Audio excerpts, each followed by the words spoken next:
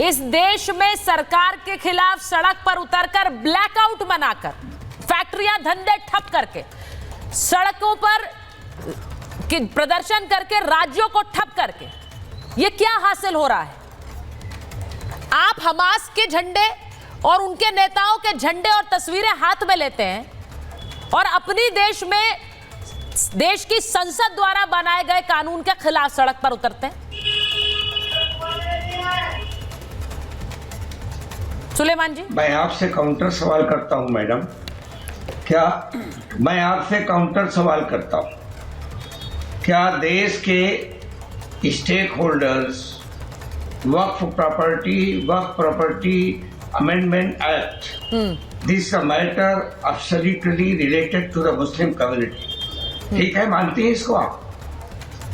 और Muslim community stakeholders, JPC के chairman ने स्टेक होल्डर्स की बात अपनी रिपोर्ट में शामिल नहीं की। चलिए, उनकी रिपोर्ट आप शामिल नहीं करते, आप आरएसएस के एक्सपर्ट्स की रिपोर्ट शामिल कर देते, लेकिन कम से कम अपोजिशन के जो मेंबर्स थे जेपीसी में, उनके डिसेंटिंग नोट तो शामिल करते, वो भी आपने नहीं किया। आपने सिर्फ वक्फ प्रॉपर्टीज के प्रबंधन पर नॉन मुस्लिम को अपॉइंट करने का, नामित करने का अधिकार ले लिया है। मैं पूछता हूँ, क्या पुरी के मंदिर के प्रबंधन पे भी मुस्लिम को नामजद करने, नामिनेट करने का, नामित करने का अधिकार है आपको? निकालना क्या अकाल तख्त हमारे भाइयों का जो है उसके प्रबंधन में क्या नॉन सिख सदस्य नामित किए जाएंगे?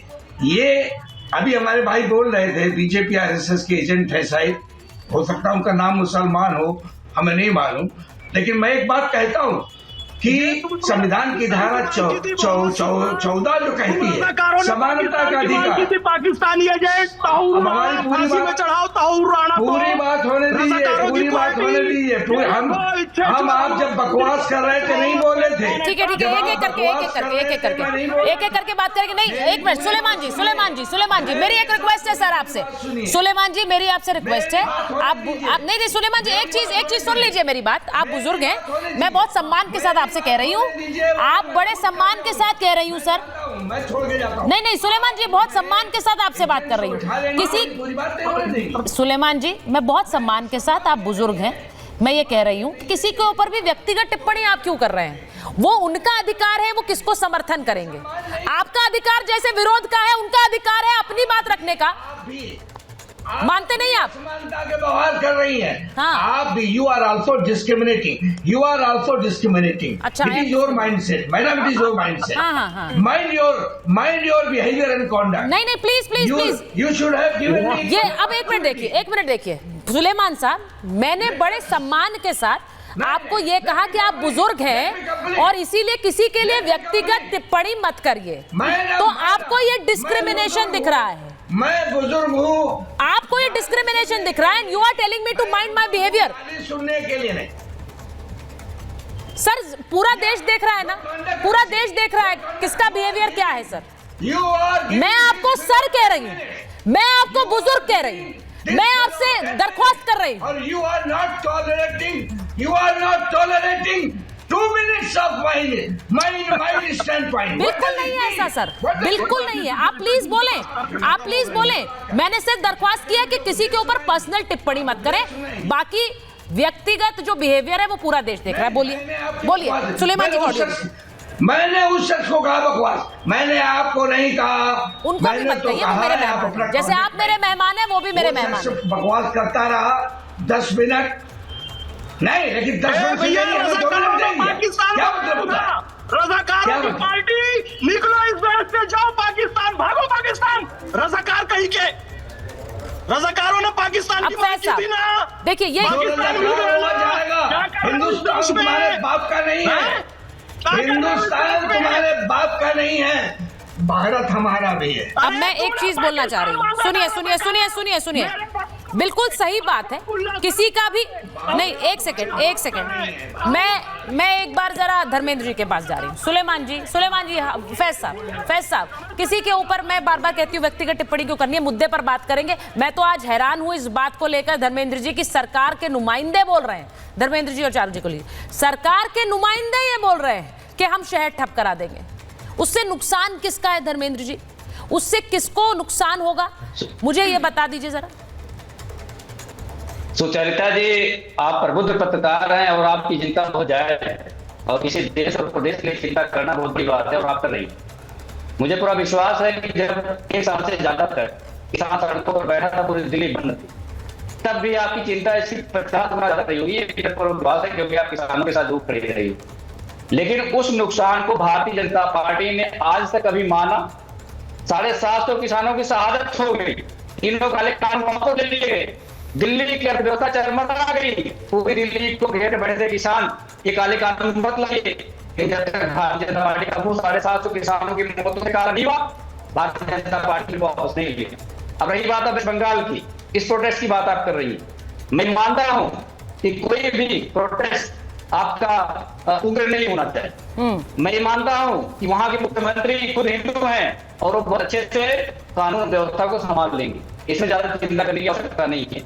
चिंता तब करनी चाहिए जब भारतीय जनता पार्टी के नहीं, चिंता करने की आवश्यकता है उन्हीं के मंत्री कह रहे हैं और हिंसा फैलाएंगे।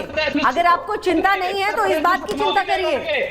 6 किलोमीटर नंगा मार्च करते हैं, भारतीय जनता पार्टी की सरकार को कानून व्यवस्था का डर नहीं होता और आप लोगों को पीड़ नहीं होती। धर्मेंद्र जी का जरा ऑडियो ठीक कराइए, उनको ऑडियो ठीक से आ नहीं रहा है। धर्मेंद्र जी का ऑडियो ठीक कराइए। मैं धर्मेंद्र जी मैं आपका जरा ऑडियो ठीक करके वापस आ रही हूँ क्योंकि आपका ऑडियो बहुत कट होकर आ रहा है, मुझे ठीक से ऑडियंस को नहीं समझ आएगा ढंग से, उसको जरा ठीक करा लीजिए प्लीज। धर्मेंद्र जी का ऑडियो ठीक करिए और फिर मैं वापस आ रही हूँ। मैं एक चीज, मुझे लगता है कि हर बार शोर शराबे चिल्लाने से क्या हमारी बात जाएगी दर्शक तक?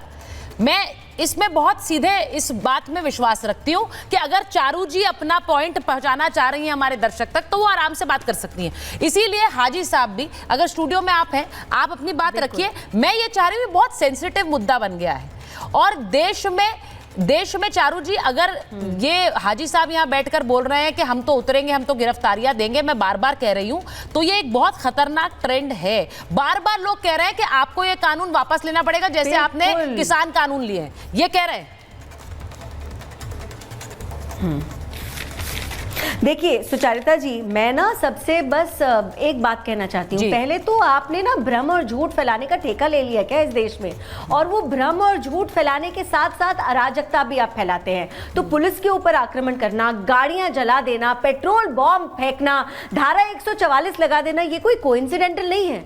अगर ये जनता का प्रोटेस्ट होता ना तो जिस दिन बिल पास हुआ था उस दिन हमको कुछ दिखाई दे जाता सड़कों पर, लेकिन ये कब दिखाई दे रहा है? हफ्ते बाद। हम ये आज देख रहे हैं। आज इसका मतलब क्या है? इन सारे नेताओं ने जिनके धंधे ठप हो गए हैं, जा जाके अपने कार्यकर्ताओं के कानों में ये फूंक रहे हैं और कह रहे हैं चाहे सड़कें जलाओ, जो हो वो हो, देखा जाएगा। अच्छा, आपसे जब मैं ये पूछती हूँ कि बताइए कौन से बिंदु पर आपको आपत्ति है, इस एक्ट के कौन से बिंदु से आप परेशान हैं? क्या आप ये बोलते हैं ऑडिट नहीं होना चाहिए? तो ये कैसे हो सकता है भाई? अगर मंदिरों का, गुरुद्वारों का ऑडिट होता है तो क्यों नहीं होगा? अच्छा, अगर किसी चर्च को, मंदिर को जमीन लेनी है सरकार से तो क्या वो कलेक्टर के थ्रू नहीं ली जाती? तो आप क्यों कलेक्टर के थ्रू नहीं जाओगे, ये बताइए। दान आपको देना है पर अपनी जमीन का ध्यान, अपने प्रॉपर्टी का दान नहीं देना, आप पड़ोसी का दान दे दोगे।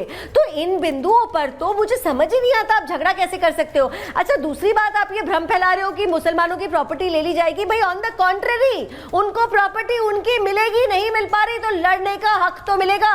इंक्लूसिविटी की हम बात करते हैं, हम कहते हैं पसमंदा क्यों ना हो, महिलाएं क्यों ना हो, आगा खानी क्यों ना हो भाई, क्यों चंद लोगों ने अपनी मुट्ठी में पूरे सिस्टम को बंद कर रखा है। और उसकी बात है, ये एक झूठ और फैलाते हैं, ये जानते हैं, वाकिफ हो या मुतावाली हो, ये सारे लोग मुसलमान ही होंगे। और एक पब्लिक ट्रस्ट, एक सरकार का ट्रस्ट होता है, सरकार का ट्रस्ट होता है।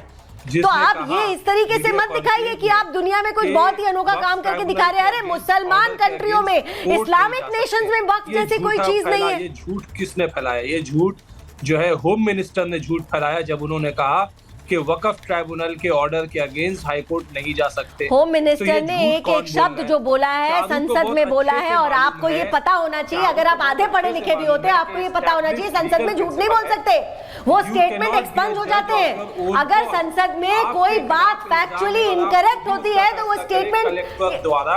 अच्छा देखिए, मैं एक खबर बता रही हूँ, एक खबर बता रही हूँ, उसके बाद